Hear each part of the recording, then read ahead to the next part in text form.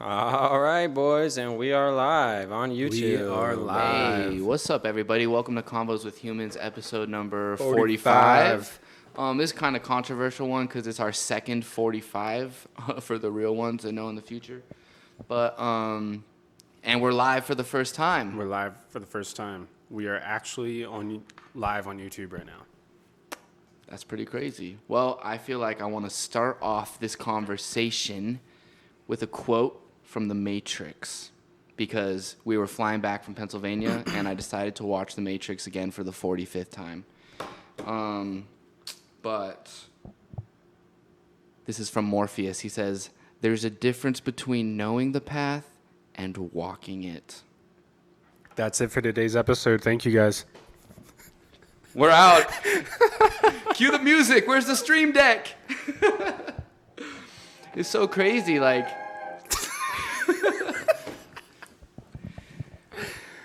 I feel like there's so many quotes about this, doing versus learning, Yeah. and it all boils down to doing. Yeah. And also Dude, that's crucial. Like, I feel like when I was younger, I wanted to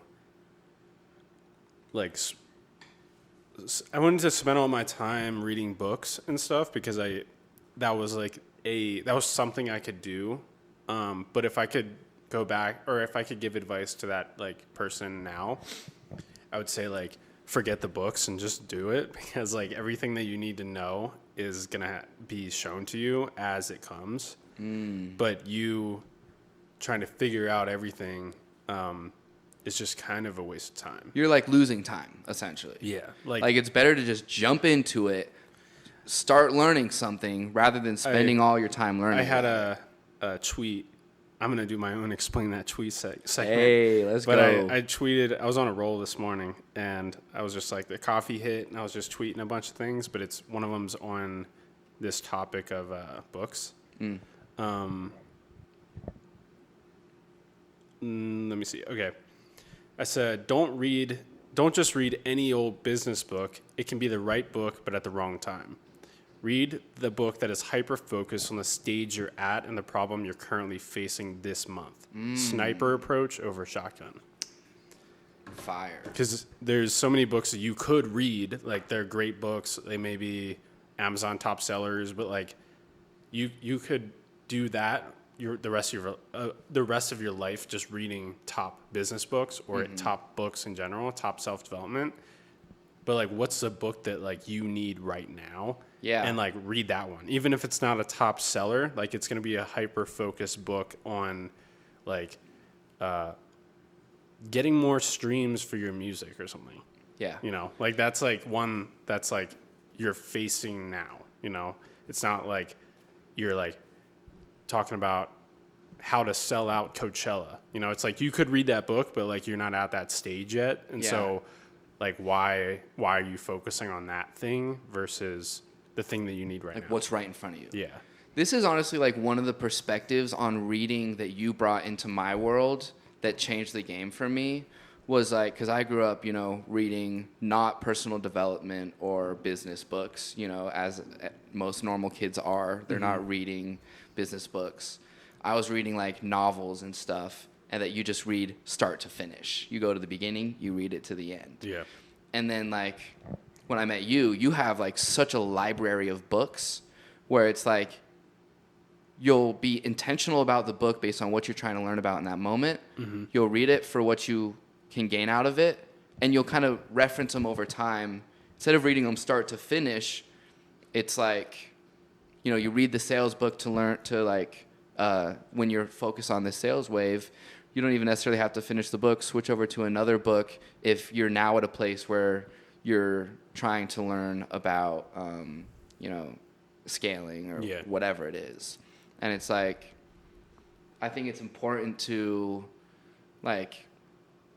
there's so many books that are just so heavy where if you just binge through it, if you just binge through the 48 Laws of Power, it's gonna fly over your head. You need to give yourself time to process and learn different lessons within the books, where even while we're at this mastermind event, all these homies there was like $100 million panel or $1 million per month panel. Yeah. Where like all the guys make $1 million a month, and it was just like open conversation. They were being asked questions from an interviewer, and when the question of like books came up. Wait, are we getting audio? Is everything looking good right now? I'm getting nods from Adam. No audio? We're not streaming. We could just keep rolling and. I got it done. I restarted it on here earlier. What was that noise? I think it's out there. It sounded like a drill. That's sounded weird that really it came through the close. mics though. Anyway, let's just.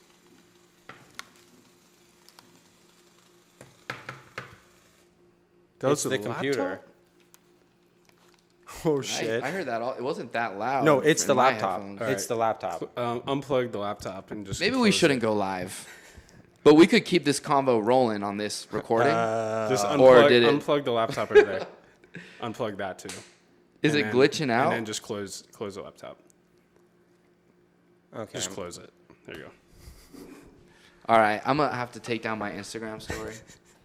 Sorry, y'all. We're not going live anymore. The laptop's gonna blow. Freaking laptop. That was crazy. I've never heard a Mac computer make that. I never heard any computer make that Yeah. noise, but let alone a MacBook laptop. Honestly, it's like I considered it dead a year ago. Oh. So Got it. It's- Maybe we need something a little more beefy for our streams.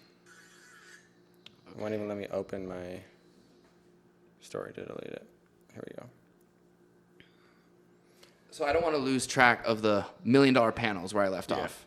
And it came to the question of, like, what books do they recommend? And literally, like, half of the dudes all said the same book. And is called the $100 million offer or 100M offer. 100M mindset. 100M. And it's written by Alex Hormozi. Is that how you say his last name? Yeah. Who I've been seeing all over TikTok before I even knew that was his book, or like just like clips of him talking about shit. And so we picked up that book and we've kind of been like going into it, and I feel like it's one of those books where if you just binge it from start to finish, or unless you take notes and come back to it, you're just gonna forget a lot of the information. Versus like if you can like read it, read some of it, process some of it, implement it, like, because I think the key is like you have to actually understand the topic. If you want to be good at sales, you have to actually like understand why someone purchases something. Yeah. Like it's not like you're going to read the book and you're going to kid yourself and say, "Oh, because I read the E-Myth, I'm this entrepreneur." But you have to like understand.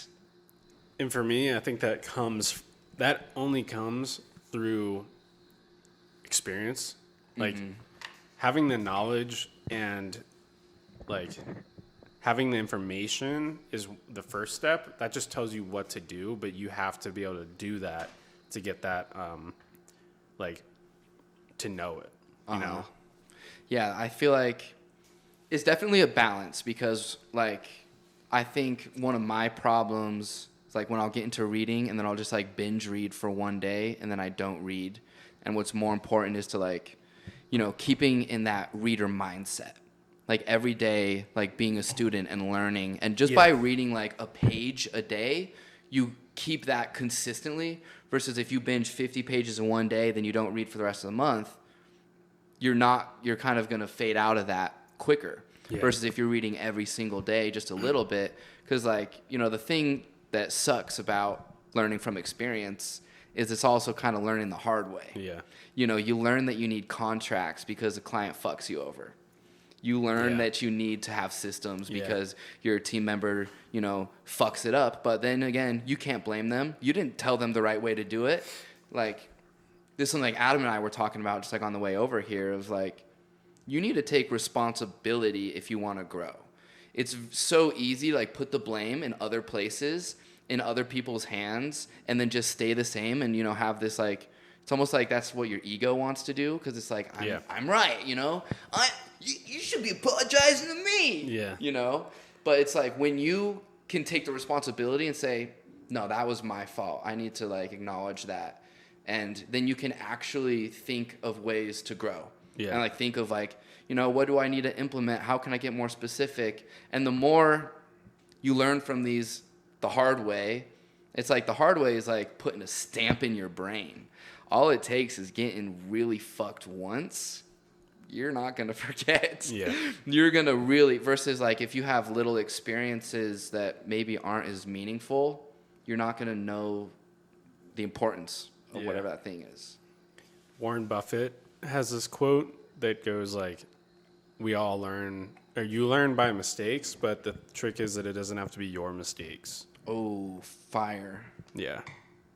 But that is definitely harder. Like, because like, if you read a book and they tell you like, whatever you do, don't do this, you know, like it's easy for our egos to come in and be like, yeah, but what is this guy now? Like, you know, like to just like attack them. Yeah. Or just be like, well, that's how it worked for you, but like, I got it, you know, like, and then you go through that. That won't happen to me. And you go through it and then like, you're like, oh man, like I should have just listened to that guy. Yeah. You know? Anybody can experience these failures, you know?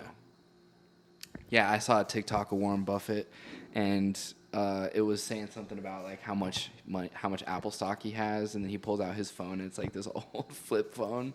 Yeah. And then also, you were showing me like the Berkshire Hathaway website, and it's just trash. Yeah. But I mean, it's interesting because it makes you think of, you know, depending on what your goals are, like Warren Buffett's goals of what he wants in life, he's clearly been able to achieve it with a shitty website. Yeah. So it's like you start to think of like, you think you know what you need to do, or you think you know the right answer.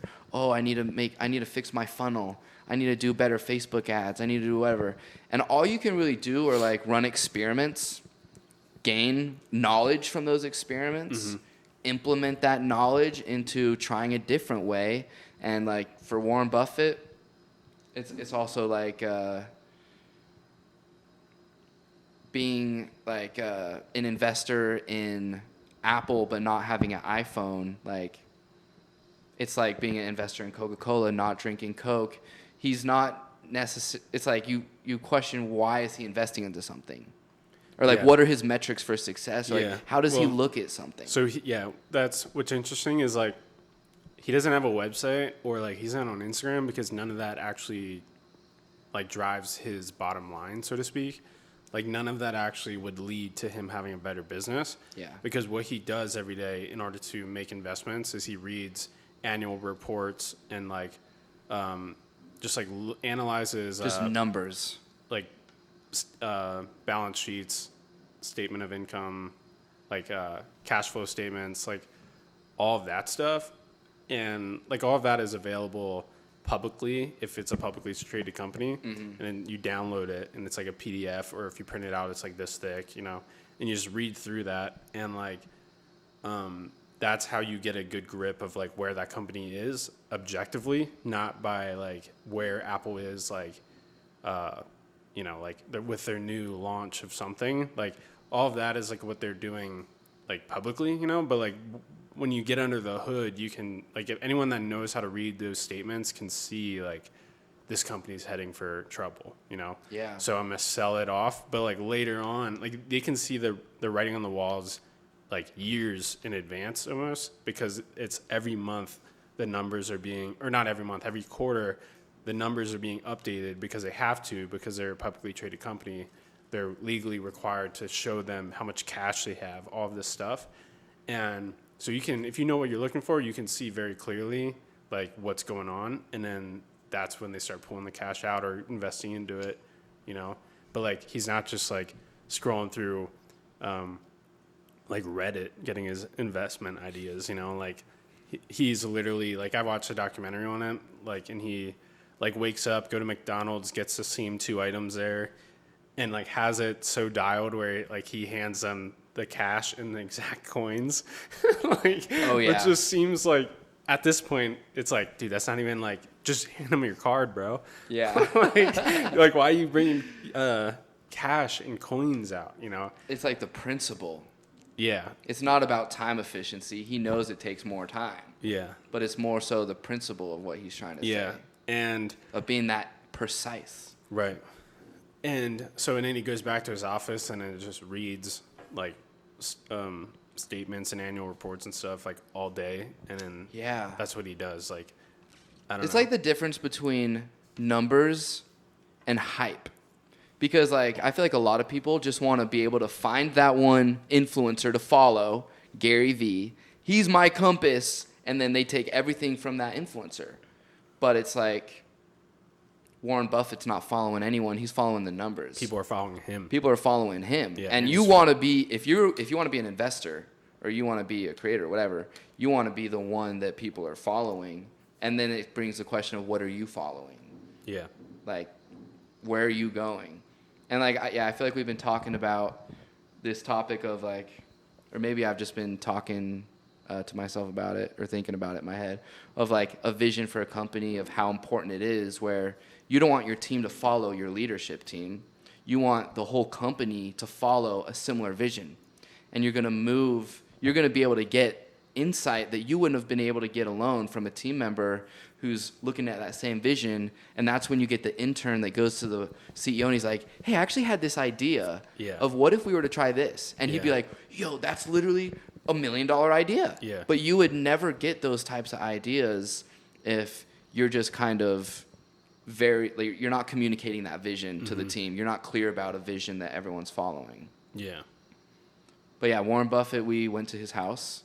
We didn't get to go inside. Drove by it. But we drove by it. No way. Yeah, you can find his address online, and because he's been living in the same house since he was like in his 20s or something. It's like a small house, right? Yeah. Comparatively to how much money he has. Like it's pretty quaint. Yeah. Yeah. And what state was that in again?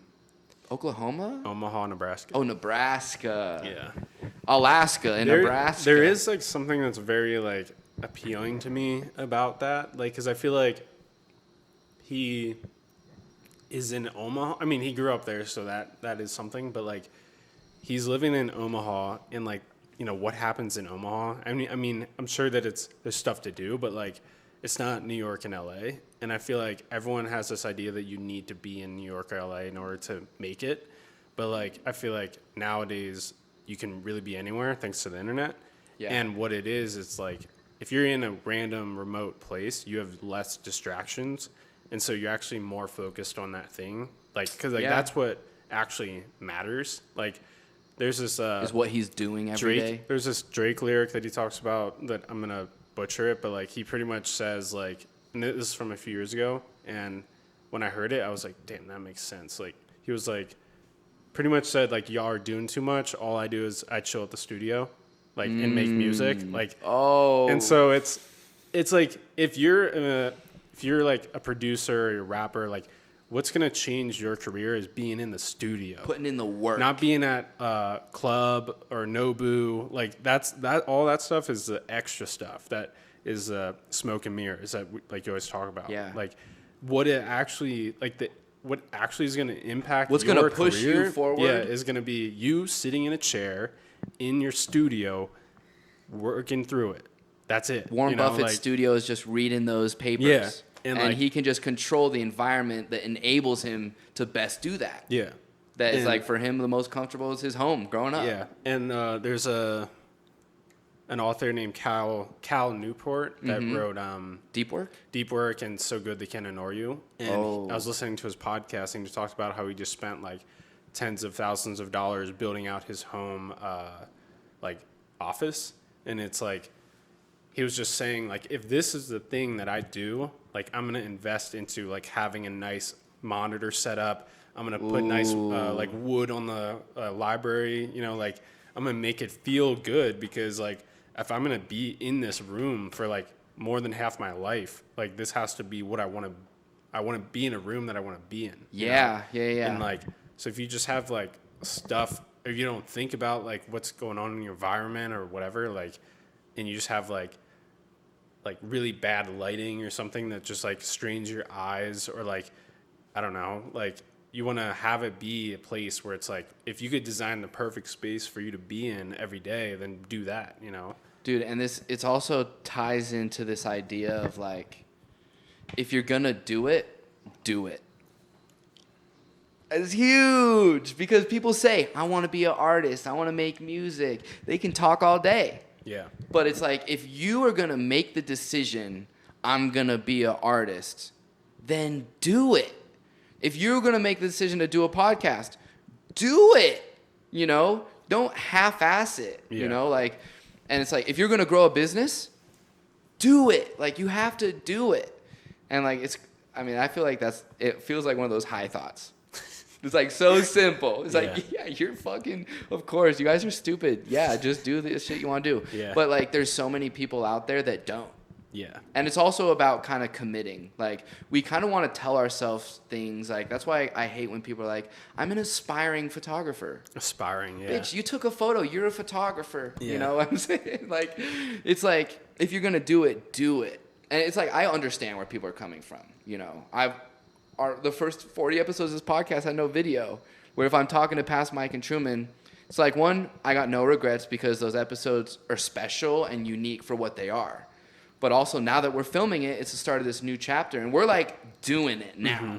And it's like, no wonder we got no views before. Because we weren't, like, wanting to talk about it necessarily. We're not, like, promoting our podcast. We're not hiding from it either. But we're just kind of just doing it because we like having these conversations. But now it's like, now that we're doing it, it looks better. We get more confidence from that. We want to promote it. More people see it. It grows organically. Mm-hmm. And because we realized, you know, we want people to listen to the podcast. And if we want people to listen, then we got to make TikToks. And if we want to make TikToks, then we got to film this shit. Yeah. Because it's very difficult to like market audio only. Yeah. Because you need those video assets to be able to promote something. Mm-hmm.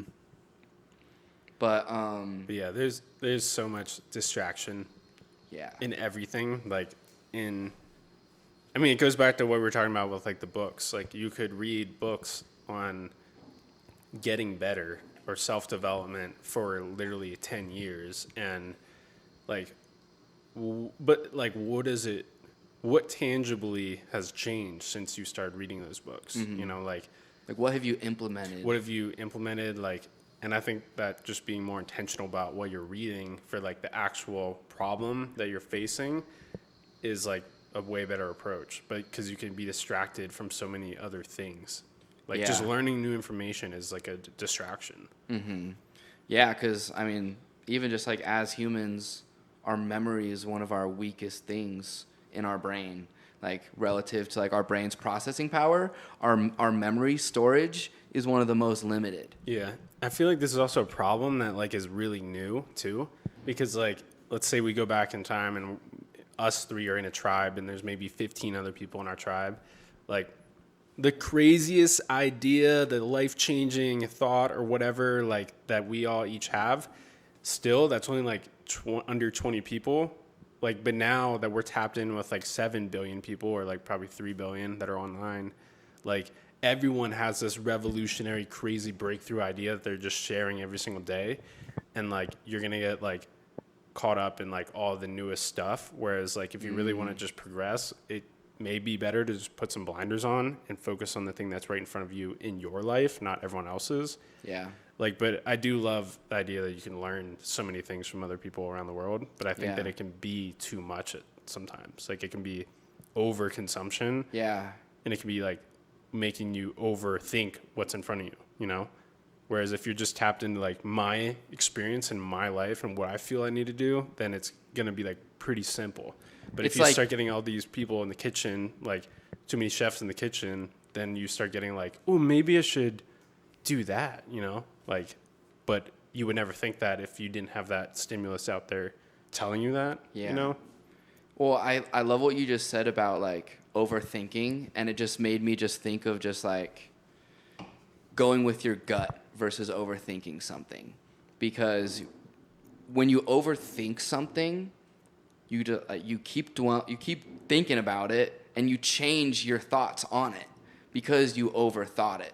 Versus going with your initial gut that says, boom, do this. And then you overthink it and you start to say, oh, but like we could overthink this podcast and be like, oh, it already failed twice. it already, like in terms of like today's episode, we had some mess ups getting it started with the stream. We could overthink that and just like it could self-sabotage. But like your mind is a double-edged sword. Just as strong as it is to help you, it can hurt you. There was something that I heard once where they said, like if you're trying to get to a conclusion, like you want to like make a decision on something, just wait until you're 40% sure that it's going to be the right decision and then make that decision. Because if you wait till you're 100%, then you're like, it's too late, like, it's just like, in terms of like, cause the methodology like behind it is like you 40% make the decision. All right, it's wrong. I'm already on the next decision at 40%. Okay, that was right. Like you can progress a lot faster than if you just make one decision and really like hone in on that and like wait 2 weeks to feel completely comfortable with it. But like you can like make so much more iterations and make them faster if you just make quicker decisions. But you don't want to make them when you're 10% sure, because then you're just like throwing stuff. Shots. Yeah. But like wait till you're 40% where it's like, I feel pretty good about it, make it, and then like reevaluate and then go to the next one. And that's how you can progress a lot faster. A great analogy for that is Instacart. Like, man, that job just screws us over like crazy, but it is such a good teacher, Yeah. But you can't be like overthinking whether or not to take any available order for too long, or someone else is going to take it. And you can't be jumping too fast, because then you could take one that's just horrible and you're working for hours for like not that much money. And so like 40%, that's like perfect. You analyze it, don't overthink it. That's great. Get it. And keep then it moving. And then you're on to the next one, and you can make more money. Cause like, even if you get two that are like not as good, like 2 orders, you make $15 an hour or something on both of them. And that's better than like overthinking, waiting for this $30 unicorn. Waiting for the one where you're going to make a ton of money, and then you don't make any money in those 2 hours because you have some sort of like superiority complex. Like when you need to work, you need to work. And like that's kind of life. It's in like all aspects. Like, when you want to, if you're going to do the thing, you got to actually do it. You got to step up and make the change, because like, we could all die anytime. Like, we could, one of us could have a kid. It just changes the whole dynamic of our future. Like, we want to do this now. We have to do it, because time's ticking fast, and I don't know, it's really easy to get caught up in our minds and like overthinking all the negative things that can happen. And I don't think we put enough weight behind the like decision paralysis and how negative that is.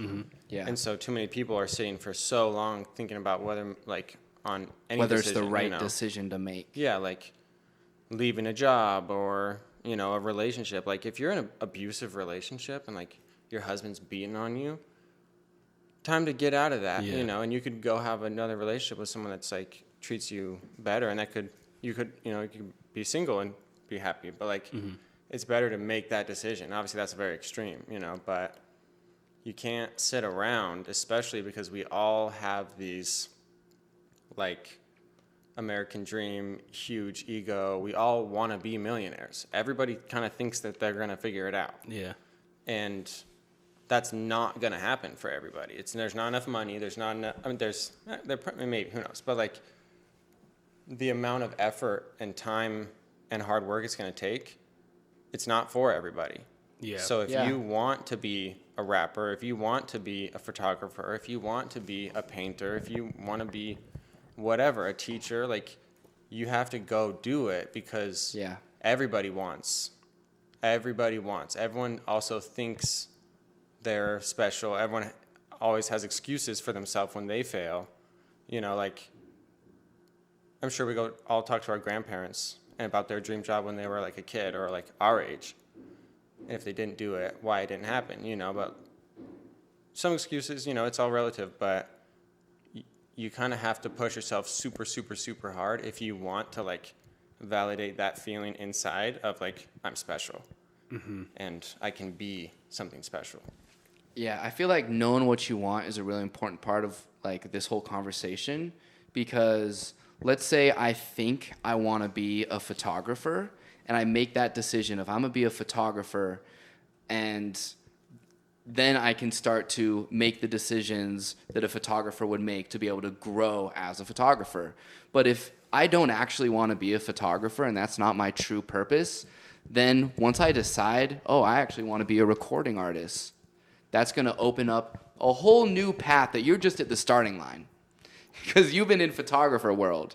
And the sooner you can get aligned with what is your true purpose, which is different for everybody. You know, like you may be someone that realizes, oh, I'm super social and I'm really good at talking with people. And I thought that meant that I should be a salesperson, but turns out my potential is to be more of a CEO because I have this other idea of starting a brand or whatever. And being able to make those decisions, it's like each decision, if your goal is to grow, then if you're spending so much time sitting there trying to make the right decision, you're going to wait too long. But also, like, I kind of also want to play the devil's advocate on this because this is making me think of the tortoise and the hare, where it's like the main message of that story is slow and steady wins the race. Where like if you're like the hare making quick decisions, you could go down the wrong path because you're so impulsive. Mm-hmm. Oh, I think I want to be a photographer. Oh, I think I want to be this. You're constantly scattering around and not focusing on one thing versus like the slow and steady where you're thinking of your decisions being very intentional every step of the way. It's going to be slower, but then when you look back, you're going to have a way more steady and accurate path of growth versus the hare example. Well, like why, like I think you're like this is like more accurate of an analogy than I think you realize, because the reason that the tortoise won is because the hare exhausted himself and then fell asleep. Yeah, like burnt out. And so it's not about it's like exactly, it's not about overthinking your decisions because the tortoise just kept taking steps. Yeah. You know? I think it also is like, don't overthink doesn't mean don't think. Mm-hmm. You should still think about your decisions. Don't be impulsive, 40%. But don't overthink. Yeah, I think 40%. The 40% is a critical thing here because, like, if you were just making like, oh, today I want to be a baker, and then like you just go do it, like that's literally just an intrusive thought that came into my brain, and now I'm acting on it. Yeah. Whereas like 40% is like that middle ground of like, I've been thinking about it for a while, like, yeah. But 100% is like you waited 5 years to, but, Yeah. No, that's super interesing. It's all balance. Yeah, and that's what's cool about the 40% is that it's right kind of in that middle point. You got any other books you've been reading lately? No, but I want to start reading more because like I've been off the reading game for a while, and I realized like I thought that was cool, like I thought that was fine, like it wasn't affecting me a lot, but like I noticed something that like when I was reading a ton of books, something that was happening is that I always had something to say. Like whenever there was whenever there was a dull moment, it was like, yo guys, you want to hear something from this book I've been reading? It's something crazy. Something crazy that's like I'm bringing it to the table. Everyone can benefit, And like I was just way more of an interesting person because I always had new like things that I was like chewing on, Yeah. But like when I'm not reading a book, it's just kind of like what YouTube videos did you watch lately? Yeah, it's like I don't have much to say, and that's kind of like, or it's just not interesting. It comes down to like that, like the weather, politics, whatever's on social media, Andrew Tate, Donald Trump, Russia, China, Russia, all that stuff. But when you start like reading books and like doing stuff that like most people don't do, like most people are on YouTube, they see that stuff, Twitter or whatever. But like when you are reading a book that like came out in the 60s or something, and not a lot of people read, it's like no one is over in that territory this day and age. And so when you go over there and bring it back, they're like, whoa, this is crazy, like I haven't heard this before. But it's like all that stuff is over there where the sun isn't shining, but that's it's like not so pretty. Yeah, it's not so glamorous and like flashy and stuff, but like there's a lot of really interesting stuff that you can find in books that like aren't the top sellers, or, you know, that take a lot of effort to really extract that information. Whereas on TikTok, it's like every freaking second there's a new thing that's given to you. But when you really like sit with a book for days and weeks, like you're digesting it at such a different level. Yeah.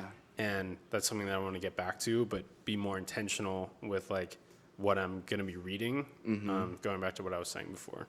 I'm curious, like, what was like one of the first books for you that just did it? That convinced you that like you were like, I like to read. You know, I really liked reading this. The first book that I honestly forget. I'll do two books, because one, I forget the title, so that's kind of like it's not really going to be beneficial. No one's going to be able to find it.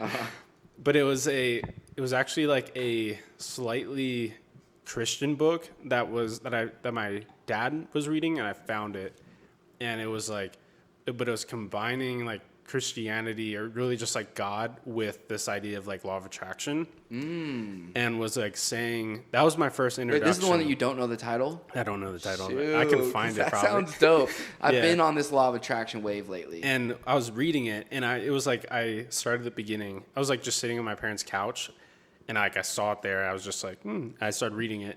It was like the first book that I was reading outside of school, and I like couldn't stop reading it because it just kept my attention.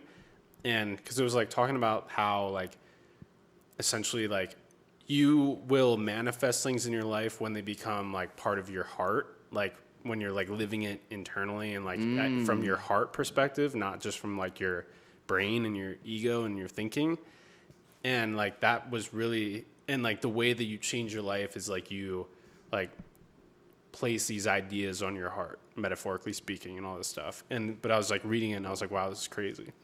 And then the second book was Think and Grow Rich.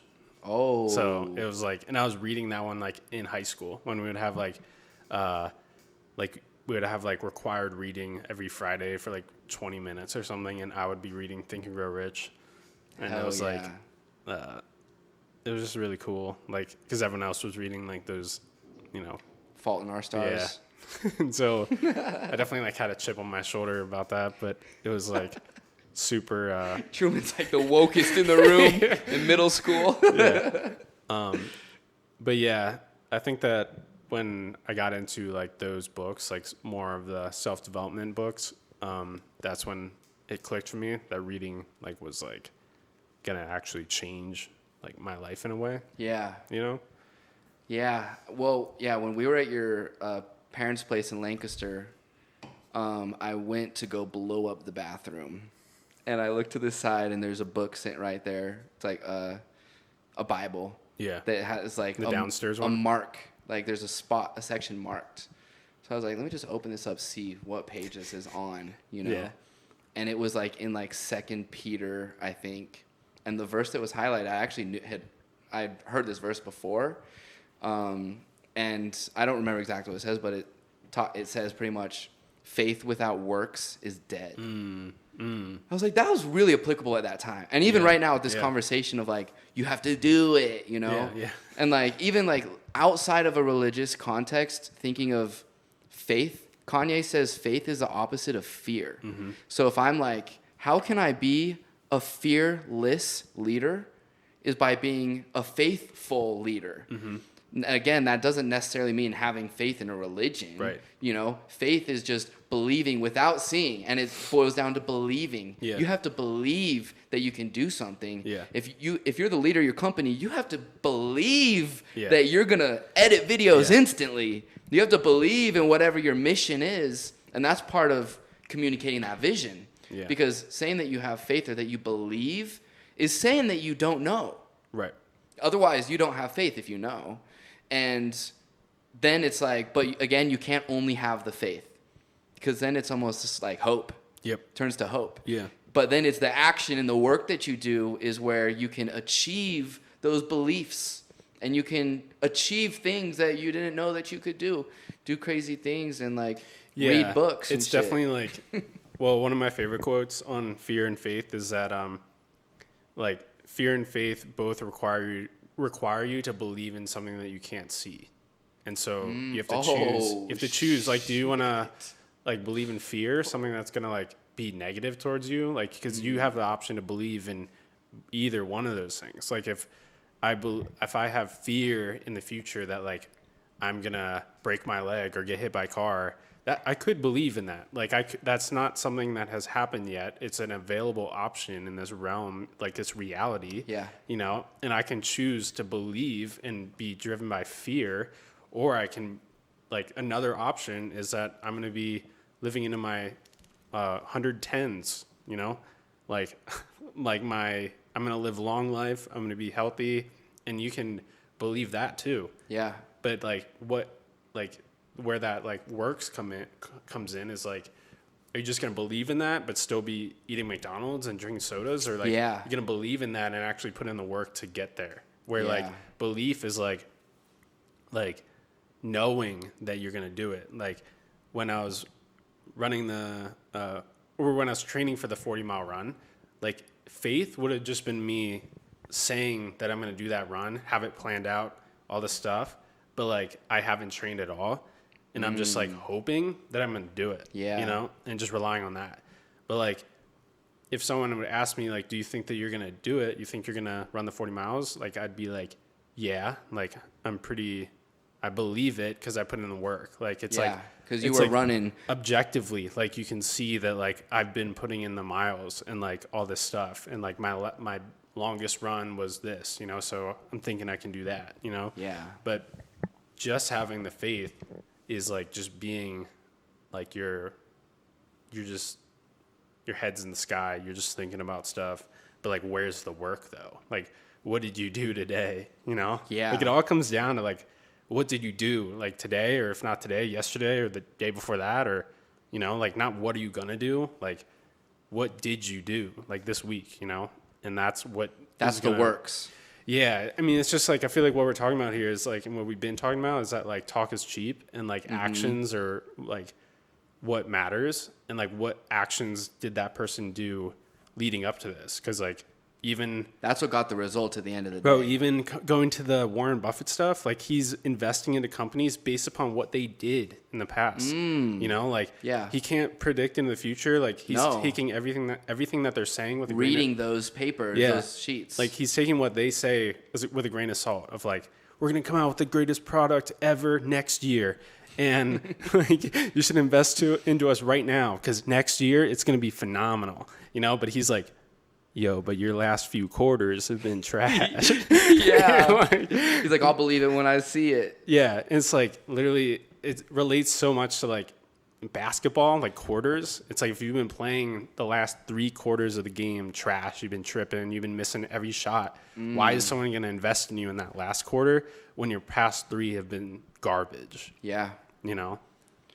That's honestly on point. And this also just makes me think of like a backflip, and backflipping on skiing. Like I have vivid memories of certain homies, like Brighton, who I remember seeing Brighton his first day on skis because he was always snowboarding. And I remember one day he popped on some skis. First day skiing, my guy hucked a backflip and landed it. And then I see other homies that huck a backflip. They don't even get over their head. You know what I'm saying? And it's like Brighton, of course, believed he could do it because all his friends could backflip that skied. Yeah. He was comfortable snowboarding. He was like, I know how to backflip on a trampoline. And so when it comes to doing it, effortless. I think he even snapped the skis like at the end of that day, like because they were a little bit smaller or cracked them or something. And then the other homie that has the fear is going to not commit all the way. He doesn't believe he can do it. So he's like, oh, fuck, I'm just sending myself off of this jump right now. And is thinking of the fear, thinking of landing on his head. And so, of course, he lands on his head. And, like, this applies to, like, one of the first books that was pivotal in my life that you were able to put onto me because you were reading it at the time. And kind of as you're reading it, you're kind of, like, giving me some of these lessons. And I'm sure we've even talked about this like in earlier episodes. This is like chilling in the garage type of days. But is the book Letting Go by, is it David Hawkins? Is that his name? And the biggest lesson for me that I was taken away from that is letting go is a form of removing fear. Fear is one of the things that you let go of. And like in the book, it outlines like scale of consciousness, what it calls it. And it has all these different like tiers that's ranked from 0 to 1,000. And it's like, if you want to raise up to be up more like 1,000 on Jesus level, then these lower things you have to let go of. Like, you don't have a choice. Yeah. If you want to like open your mind or whatever, you have to let go of fear, anger, of shame, anger, jealousy, guilt, jealousy, all these different things. And like, you were reading this book and talking to me about it, and it was clicking for me. And I was like, yo, that makes sense, bro. Like, and so I was like, just you know let what? Go, bro. Just let go, bro. It's really that simple. And I was like, all right, I want to do a standing backflip. Yeah. We were just outside of Parkway Lofts, listening to some music, like jumping around. And I was like, well, I think you even brought it up. You were like, Mike, what's something that you want to do that you haven't done before? Yeah. And I was like, I've never been able to do a standing backflip. And you're like, why? I can't use standing backflip. In my head, I was like, I'm going to get this guy to do a backflip. He doesn't even know it yet. I did it. Because I was literally like, also like, this guy's trying to get me to do a backflip, but I'm not going to do it, man. He doesn't even know. Like, and it was like, I can backflip on trampolines. Yeah. I can backflip on skis. I can backflip on a snowboard. I can even backflip off of a power box. Yeah. But when it comes to flat ground, I can't do a standing backflip. And you're like, why? You kept on probing, kept on like, why can't you do this if you know you can do these other things? And I was like, well, I mean, there was a story like that my dad told me as a kid of his experience doing standing backflip, didn't rotate all the way around, landed on his toes, broke his toe, injured himself like pretty badly or whatever. And like, that's always been in like the back of my head. And you're like, all right, well, that experience is true for your dad, but it's not true for you. That's never happened to you. Yeah. So that's literally like irrational of you to think that that's going to happen to you, because even your dad can't backflip on skis. Your dad can't do. So like, literally, why can't you do this? And then I was like, I guess I can. We also, before we even got to the point where you did it, you were like, right. I asked like, what if that happens? What if you hit your toes, stub your toes or whatever? Like, so like, you know, like go down that rabbit hole of like, what if this happens? Like, you realize that your life is still going to go on, or like if your business fails or whatever, you're still alive. You're still healthy. Like, why is that the thing that's holding you back? You know? Yeah. And like my first try, so I put on like some Brockhampton or something to hype me up. I'm feeling it, and I huck my first one, and like exactly what I was afraid of is what happened to me. I didn't come around all the way. I landed on my feet, my toes, and like fell to my knees. And I got up, and my shit wasn't broken. Yeah. I was like, oh, that didn't hurt that bad. Like, I literally got 90% of the way. Like, literally, if I just give it a little bit more, I'm sticking this shit. Yeah. And then I fucking hugged it, and I landed it. And I was feeling the adrenaline so hard, I literally did like 3 back to back. Yeah. And then the fourth one, I fucking fall on my face. I like land, and I'm just laying there. I'm like, whoa! I feel like I'm on cloud 9. Like, my entire life, I'd never been able to do that. And like, that was the first major lesson I learned from letting go. That was a domino effect to other fears that I faced, and other lessons that I learned through going to the skate park. I could never kickflip off the 3 block at the Provo Plaza. I could ollie it. I'd never been able to kickflip off it. Same thing. You're like, bro, you can kickflip. You can kickflip while rolling. You can even kickflip off of a curb. So what's the difference? Like, and you can ollie. You can ollie that too. I can ollie that. Like, literally, like, you can do this. And I mean, it took me eating shit and falling all night until I literally was at a point where I was like, if I don't land this one, I'm not gonna make it. This has to be the one. And then I flicked it, stuck that shit, rode it out, and it felt amazing. Yeah. And like, and then the next big one after that, I don't mean to make this Mike hour, but I just kind of want to continue on, because this book changed my life completely. Yeah. Like, literally, it took me from one place to a much better place. And the third one was like I could never do pull-ups. I never like worked out growing up or did gym stuff or whatever, and I never could do pull-ups. And I literally started doing push-ups every day to just like get my muscles like somewhat built a little bit more. And then I started with just like doing 1 pull-up, and then 2, then 3. Then I had set a goal. I was like, I want to do 10 pull-ups. And within a couple months, I hit that goal. Then I was doing 12. Then I did 15. Then I did 20 pull-ups. And literally within under 6 months, my entire life, I never could do pull-ups. And I feel like it shows the power of your mind. For sure, yeah. Because my mind had been inhibiting me my entire life. And really, I was probably physically fit enough. I mean, I could do like maybe, I don't even think I could do 1 single pull-up my entire life. And then now I did 20 in a row. And the thing about facing fear is you develop confidence from it. You can face bigger and bigger fears. You know, we have fears that, and I don't know if it talks about this in Letting Go or in another similar book, but limiting beliefs. And there are these beliefs about ourselves that we hold that limit us from achieving the things that we want to achieve. And because that's what's so difficult is like you will get what you believe. If you don't actually believe in the shit that you're doing, you're not going to succeed. Yeah. If you're lying to yourself and you don't actually believe and you're just you're not going to get it. And if you truly believe that you can't make more than $50,000 a year or whatever, you're not going to. Yeah.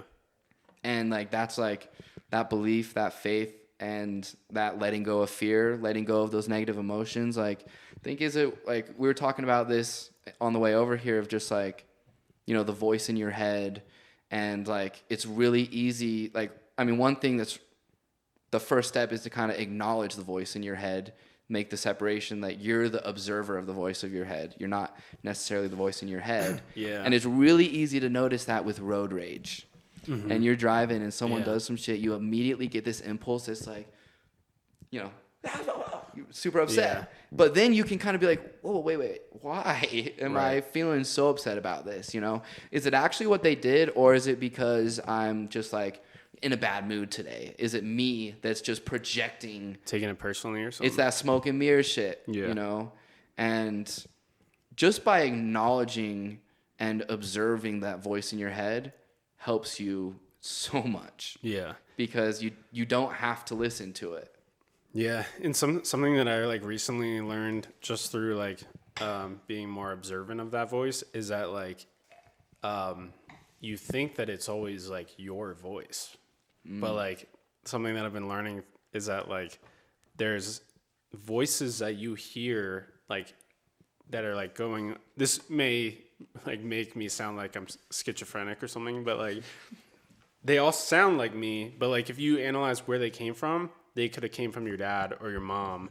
Yeah. And it's something that they used to say to you, but now you're hearing it as your own voice. And like, so like if things like, if you struggle with like scarcity mindset, which I do, it's like, I went back to like, where did that come from? And it's like, a lot of it was like, just around like certain things that my mom would say or how I thought she was reacting. Like, you know, but like, and then, or things that she used to say, and then it's like, I hear that voice in my head and it's not her voice, it's my voice. It sounds like true. Yeah. And so I'm thinking that it's legit. I think it's right, you know, but if you, it just goes to show that you have to analyze, like, where is this coming from? You know, like, and is this actually serving me, or is it like, is it not getting me to where I want to go? Because then that's where you have to like analyze it and figure out steps to overcome it. Because like if most people can go their whole life and not need to do a standing backflip,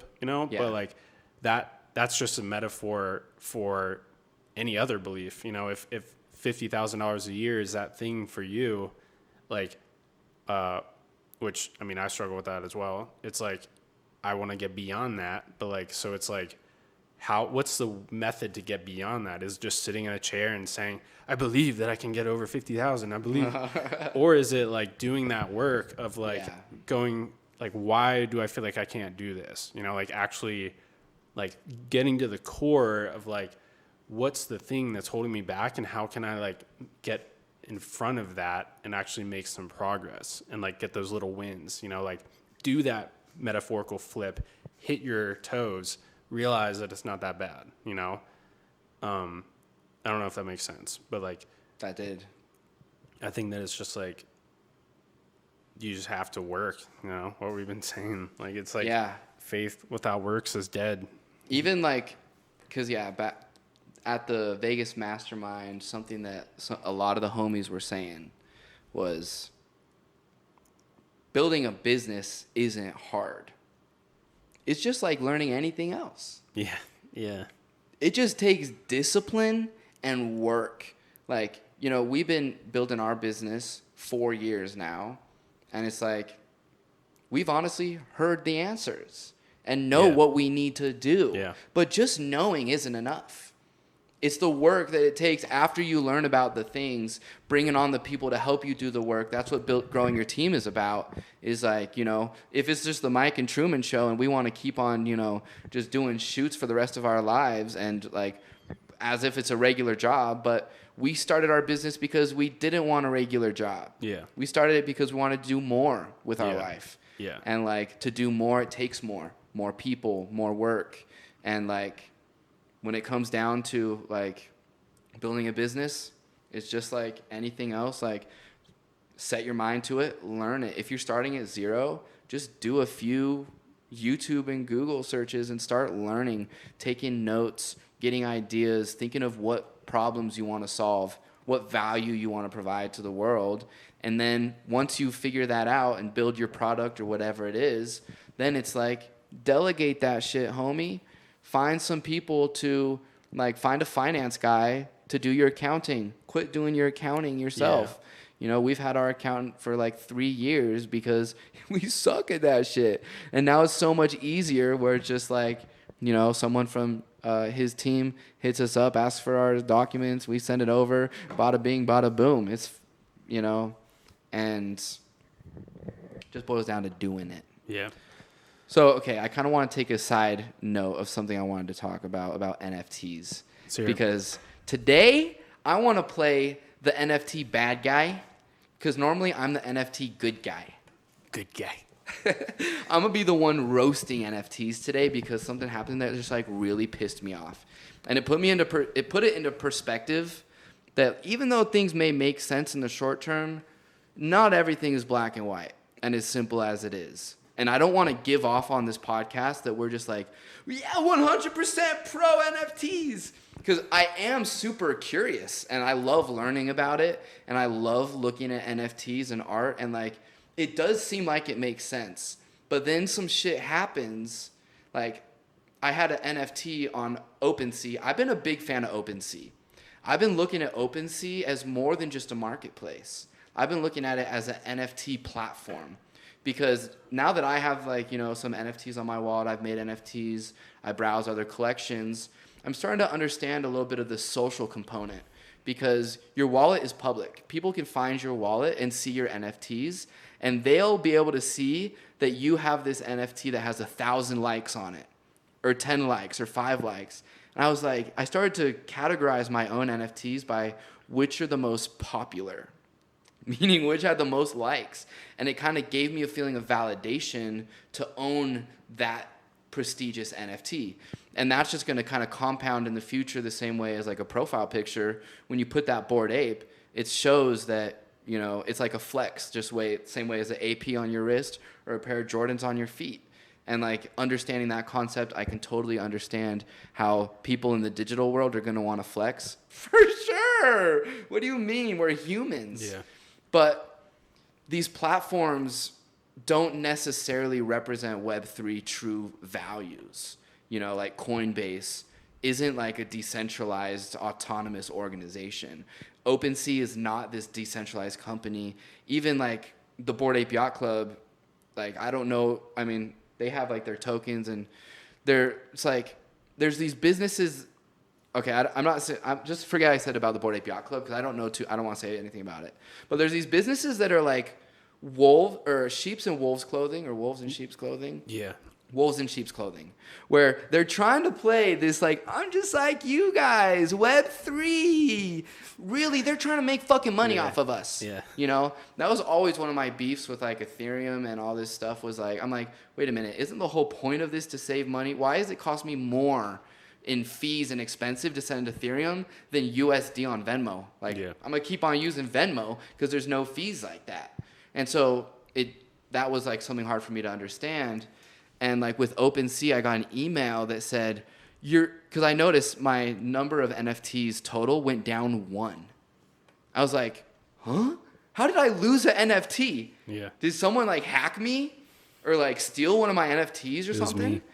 And then I get an email that is like, OpenSea has delisted your NFT for violating the terms of service. And you still own the NFT on the blockchain. It's like they can't remove it from the blockchain. They can just delist it from their platform. And then everyone that partners up with OpenSea, like even Twitter, I think, I can't use that NFT as my Twitter profile picture. So it's almost like I lost that NFT, which I had bought. I spent money on. And so that, of course, sucks. But also the NFT was literally this homie that the collection was called Fed Up.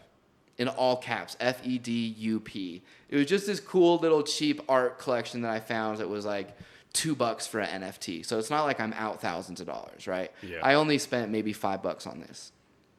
And the character that I got is this guy that like is holding 2 middle fingers out, and there's another homie on his head who's holding a middle finger out.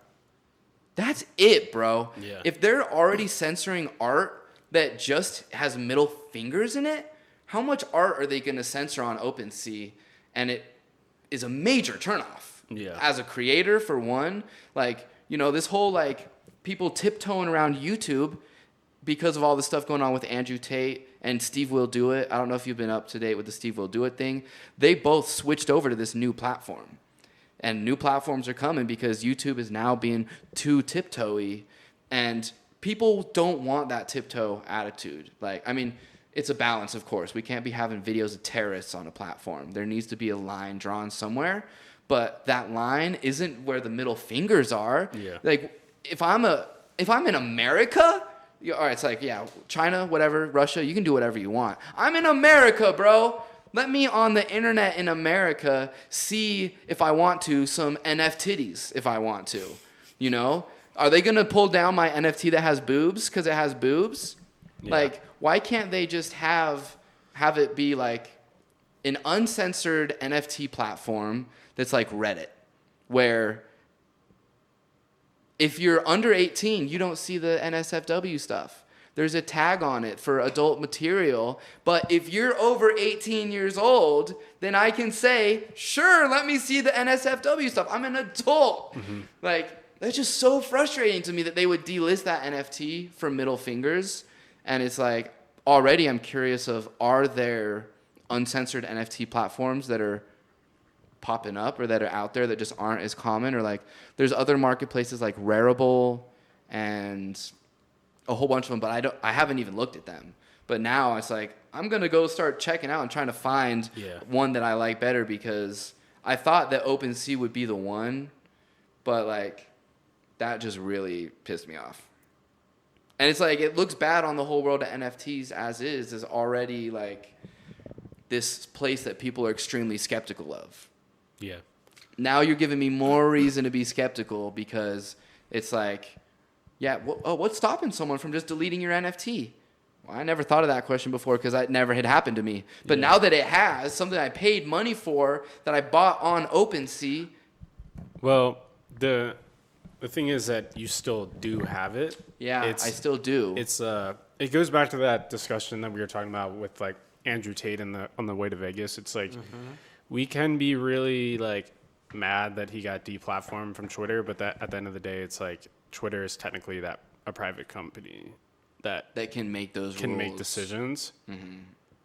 And so is OpenSea. Like, the thing is that you still own that NFT in MetaMask. Like, it's probably still in your MetaMask somewhere. Yeah. And so if it's still on the blockchain. Yeah, like if you plug in your MetaMask into another platform that is more open-minded or whatever, it'll show up, but on OpenSea it won't.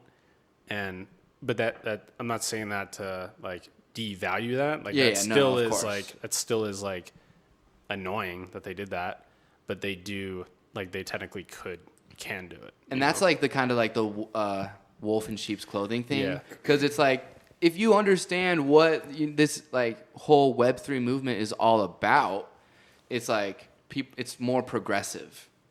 And that was like a total move that just showed their cards of who even owns OpenSea. Is it owned by the Chinese? Is it like TikTok? Or like, is it owned by like, they're just these massive corporations like that are making billions of dollars, and the whole NFT space is vulnerable to that world, even though there's still the good sides. It's like what people say, like 99% of projects are going down because there's all these fucks out here. I mean, I also think that 99% of those are going down just simply because we're early. Like 99% of like startups in Web 1 failed. The only ones remaining are like Google and like Oracle. Or even like Amazon took over eBay. I remember eBay was the shit. eBay was number one. I remember Amazon coming up. I was like, I'm not with this foo-foo shit. This book place. But now, who uses eBay very much? I mean, there's still people, I think, I don't want to hate. I was on it this morning. You fucking boomer. I was looking at vintage Carhartt stuff. Yeah, that's where I get Savage. Volkswagen parts. But it's still like dope. eBay works for what they started in. Like, it's like worldwide, like peer-to-peer. I'm gonna put this up, whatever. It's like essentially Facebook Marketplace. Like that's where Facebook Marketplace kind of still is stealing some of the share from, I think. Because who came first, Craigslist or eBay? I mean, I don't know if any of us would know this off the top of our heads. We're gonna need a Google search, but let's take some polls here. I think that eBay was. I want to say eBay's first. I want to say Craigslist was first because you look at Craigslist and it still looks like the platform is like from the 90s. So I want to say that Craigslist was probably like around first as like a local, because it's just like classified. Yeah. Craigslist was launched in 1995 by Craig Newmark, a software engineer, as a free email service that described upcoming events in the San Francisco Bay Area. So it was even about events. It wasn't necessarily about a marketplace. So now let's see about eBay.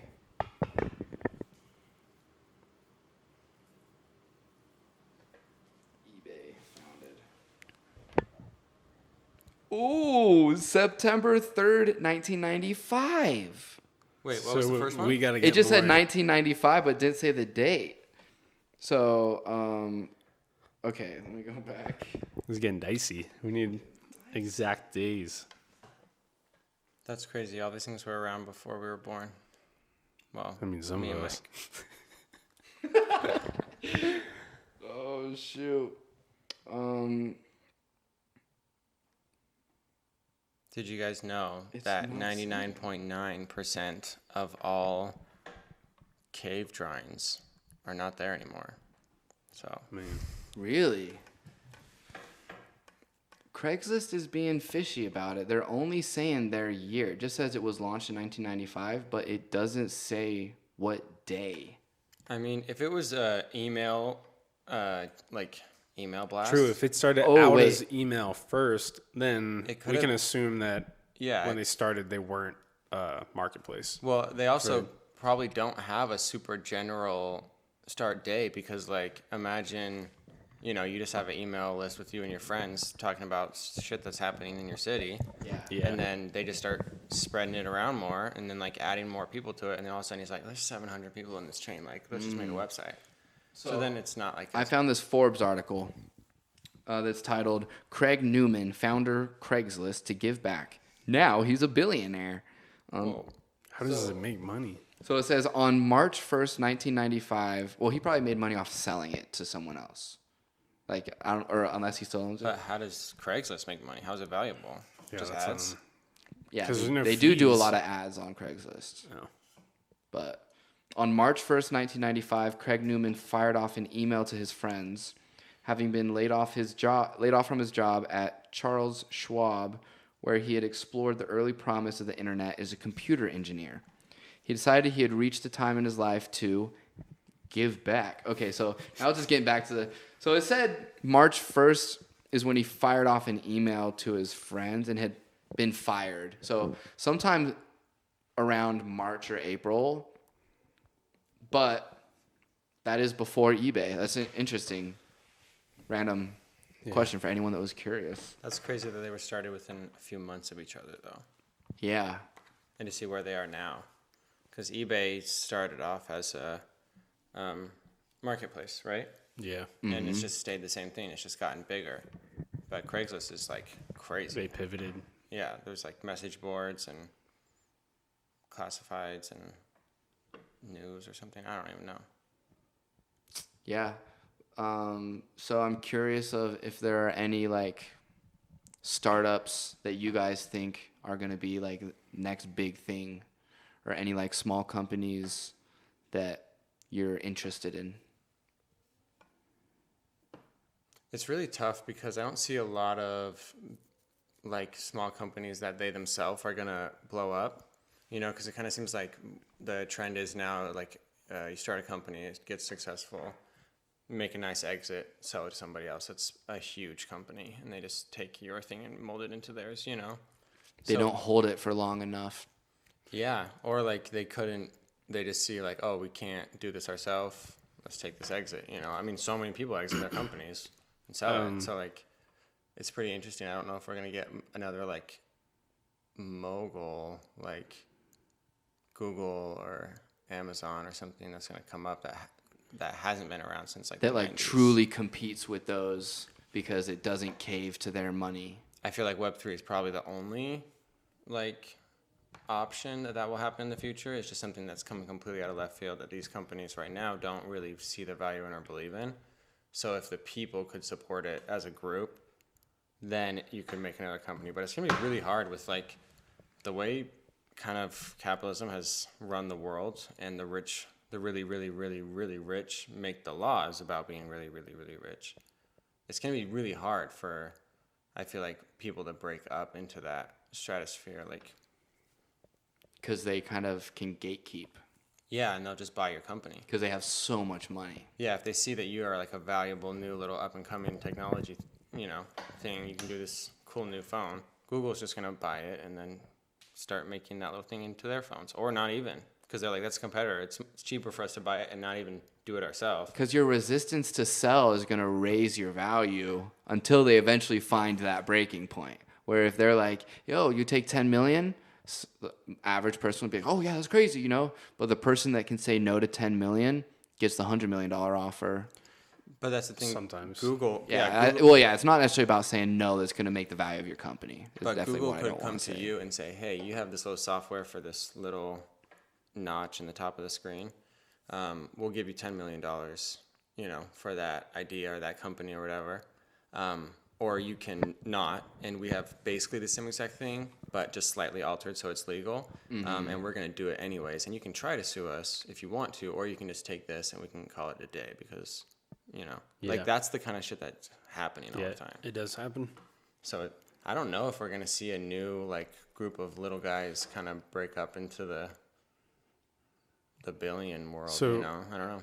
Something that Charles Hoskinson said when we were with him is that he said like on this topic, he was like, all of these people are playing this old game and we can try to compete, or we can just say, we're going to play something else over here and make new rules. Yeah. And where everyone has a chance of winning, like in Web3 and crypto and all that stuff. Because like, especially if we're talking about the world, like if we're just talking about America, that exists even with just America. But like the opportunity gets worse and worse when you start going into like third world countries. But like what he, like a lot people I feel like don't understand what Cardano is doing and what Charles Hoskinson is doing, like because they're just paying attention to Ethereum and NFTs and all this stuff. So they don't really look at Cardano but his approach is like he's going into actual countries and implementing blockchain in other countries that don't have a strong enough economy as America. And he's like, when we were with him, he was going to the country of Georgia, which I didn't even know was a country. Yeah. Goes there, implements a blockchain that with the government, like a deal with the government, that they can have this currency, and like it's a worldwide currency, and it's like everyone has the ability to win when you're all using that same currency and like the same infrastructure and the same rules. But when you're like siloed in each country with their own little rules and stuff, controlled by the drug lords or the warlords, like you make it so that like only we can win, but like when you make it for the people, like in a true sense, then it becomes like a more fair game. It still requires work and determination, all that stuff, but those are things that you can tap into. But like in the old like system, like you're saying, it's like you can work hard and do all that stuff, but still you'll just get screwed over at some point, or it's a possibility that you'll get screwed over. I don't want to be like too nihilistic, but it's like that happens out there. But if you build it up in this other lane, this new system, then you own all of your assets and all that stuff, and the likelihood of that happening or whatever. But it's pretty wild because like on the grand scheme, like the US dollar is kind of like the world currency, not officially, but like it's what a lot of like the major, gas and oil and gold and stuff is based on our dollar. And there's a lot of these like legacy families that are like trillionaire families, and that's trillionaire families in the dollar. Yep. Yeah, USD. So if the world switches over and cryptocurrency gets more stabilized, it's more stable than the US dollar, and everybody switched over, the US dollar would become worthless. Yeah, there'd be no like need. Zimbabwe. There'd be no need for it. And companies would have to adapt themselves over, in that wave. And so they wouldn't really care even more about their stock value in the US stock market on the US dollar. They care about how they're doing on Web3, how their coin is doing or whatever it is, So, and that would give us the only chance that we have at taking down these trillionaire legacy families, because they've been making the laws. Yeah. We were there at that Las Vegas mastermind. Yeah, there's ways where you can just avoid all taxes and give all of your money to your kids and have it be like compounded like insane amounts. Like rich people, they've been making all the rules. And I don't think there's going to be a way that we can switch that and give the power back to the people so we don't all keep getting exploited, like working wise, until we can switch over from the dollar to something else. And if we're able to do that, it would give all the power to everybody, and we would take away these people, the Rothschilds, the JP Morgan. We would at least level the playing field a little bit more, because what sucks is that you can buy Bitcoin with that USD.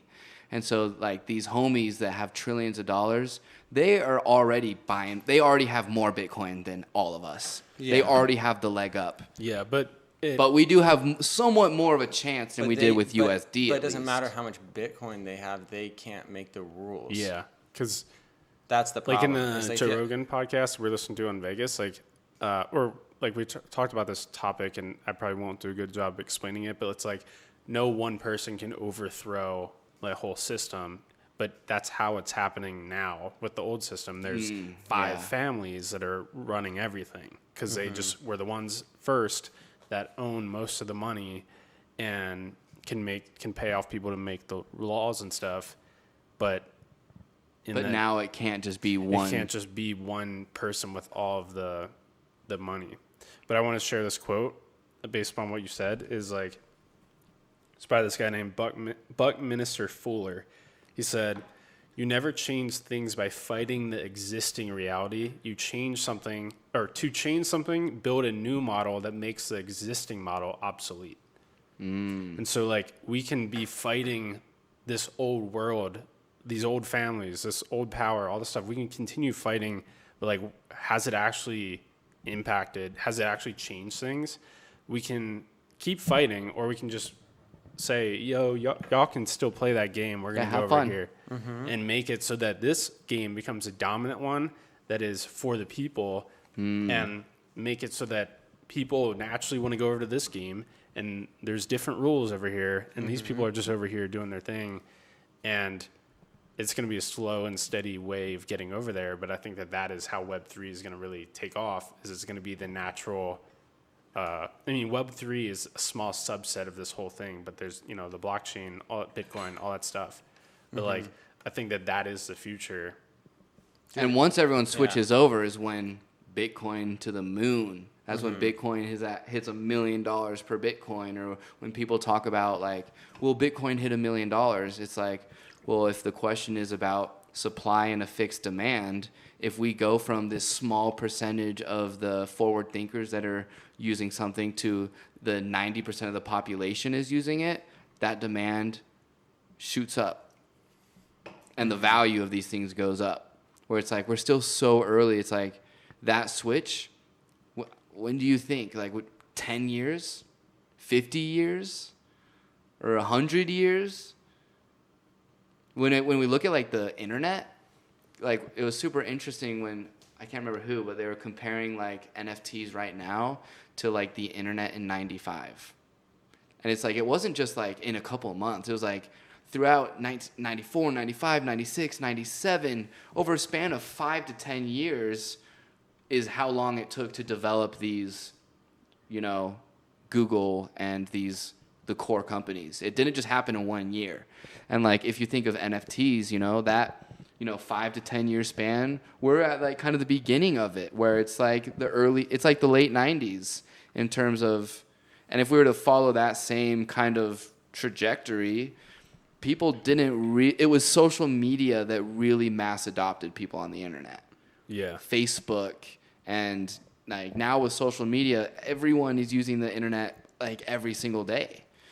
But that took 20 years. I mean, MySpace, Tumblr, I don't know when those were started, but I think that like Web3 is going to take off faster than the other ones because of the fact that social media is the underlying thing that's pushing it. You know, like Web 1, like that's interesting. For people to understand what the internet was took a long time, because naturally people didn't have the internet to discuss what it is. It was like TV. It was like that was talking to each other at our houses when we're hanging out for dinner, and it had to spread really slowly through word of mouth over the whole like world, so to speak. Interesting. But to get the idea out of Web3 is as simple as, you know, people just tweeting about it, making TikToks, like people someone that you follow. People are seeing it, and I feel like even if people don't understand it, if they don't understand Web3, they at least know what it is, or they've heard the term, you know. But in the past, they were hearing it for the first time of like what the internet. I've never even heard that word before, you know. Like it was a new concept that they needed to have like information and like different like brain cells being made about what this thing is. But Web3, they can compare it to Web2 and Web1. You know, they have a frame of mind of what it is. You know, it's like, it's a little bit like Web2, but it's different in this way. Whereas before they had to explain that idea from the ground up of what even is the internet, you know? What do you feel like is going to differentiate Web3 from Web4 when we're ready to make another jump into a new wave of the system, you know? I don't even know. Is it going to be maybe like brain interfaces But it's hard to know like what that even is. Like, why would you need, because brain interfaces could just be on Web3 too, you know, like just using the differences between Web3 and Web2 is like that you own your content, you know, but when you're talking to someone in the Web1 world, they're like, what is content? Like, what is that idea? You know, like that wasn't even a thing. They were just reading web pages. It wasn't called content. It was like they were just like reading stuff. But then Web 2 made it apparent that like, oh, we can add stuff to this world, and it like we can add articles, we can add photos, we can add videos, and then we made up that term content, you know. And then it became apparent in Web 3 that we need to own that. You know, we can't have private companies own that. So I don't know what the next thing in Web 4 will be. It will only become apparent when we get into Web 3. Yeah, once we're like fully submerged with Web 3, and then we can. I mean, it's going to be interesting because I feel like the Web 3 era will last much longer relative to Web 2. Because like Web 2 wasn't very sustainable. So it was only able to last, 20 years or so until people started to really feel the pain and the frustration. But Web 3 is going to carry us longer than just 20 years. Could be 100 years until we have new frustrations and pain points. Yeah.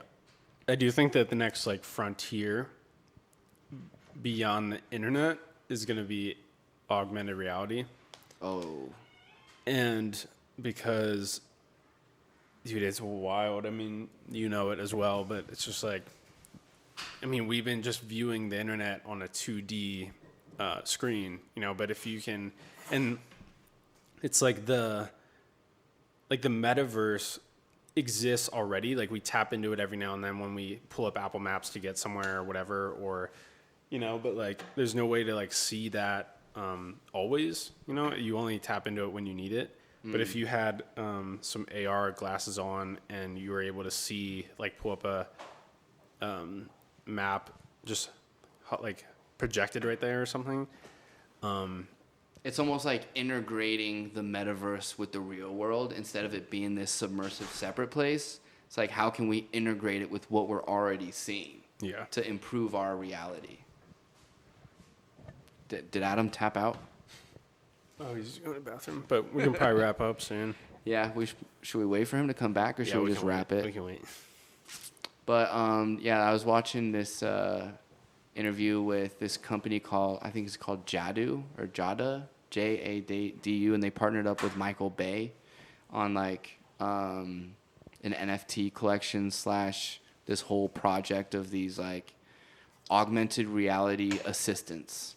That's this character that I think is called Ava, and you're supposed to be able to like have it interact with you within like AR. Mm-hmm. It's pretty interesting because that's where like holograms, we'll be able to hang out with you. We'll be able to do a podcast like this in AR where it'll feel like we'll be here together. We'll be looking at each other, through our glasses, but then you won't actually be there. Yeah. Wow. I think that's going to be way cooler than VR. Oh, yeah. Yeah, I actually found some super cool AR glasses, but you can't even buy them in the States. They're over in Europe, and I can't remember what the company's called. I'll have to bring it up and talk about them more next time, but Cat getting in the... Got a visitor. Yes, sir. Well, this podcast has been Fire Boys. Appreciate the fire combos as always. Everybody listening, if you want to hear more, subscribe and like it, leave a comment, follow your boys. We on social media at Convos with Humans, at True Mylan, at Adam Sorensen 21. 22? I think it's Adam_Sorensen. Adam_Sorensen. Oh, I actually just secured the Instagram as well. This is just for the homies. This is the low key. It's Adam_Instagram, but spelled like Adam, like the physical thing. Like atom? Yeah. ATOM. Oh, that's dope. So I'm hyped about that. That's your live stream name. Adam. Oh, Adam. Hey, all right. Well, appreciate y'all listening and tapping it in. And yeah, drop some comments. Let's get talking. We'll try and do a live episode soon where you guys can like engage with us. But where the laptop doesn't blow up. Yeah, yes, sir. We'll nail that down for sure. Hey. All right. Catch y'all on the flip. Peace out.